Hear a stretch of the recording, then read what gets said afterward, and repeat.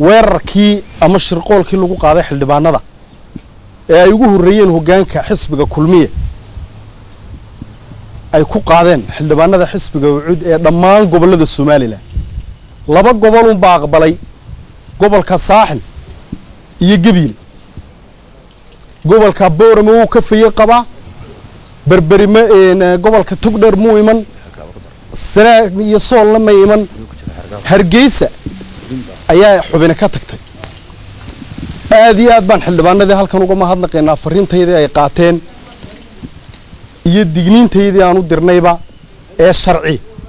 aad iyo aad baan uga mahadnaqaynaa xisbi ahaan waxaan leenahay adkaysiga aad ku adkaysateen cid wax idin ka qaadi kartaa ma jirto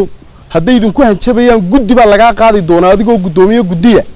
waxba ka qaadi maayaan xalaaliye waxa idin ka qaadayaan ma jiro waan idin hambalyeynaya inta tagtayna waxaan leeyahay sidaas ku lumisaan xubinnimadii bedelkiina waa diyaar sifa sharci baanan u marayna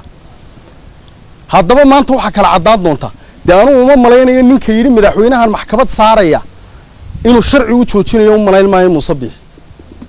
dawaaba ninka yiri madaxweynaha Soomaaliland baan maxkamad saaraya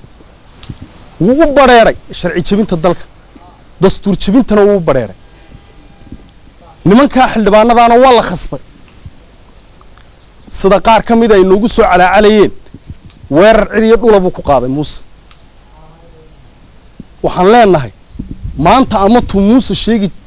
sheegayay ee uu lahaa madaxweynahan maxkamad saaraya baa run noqon doonta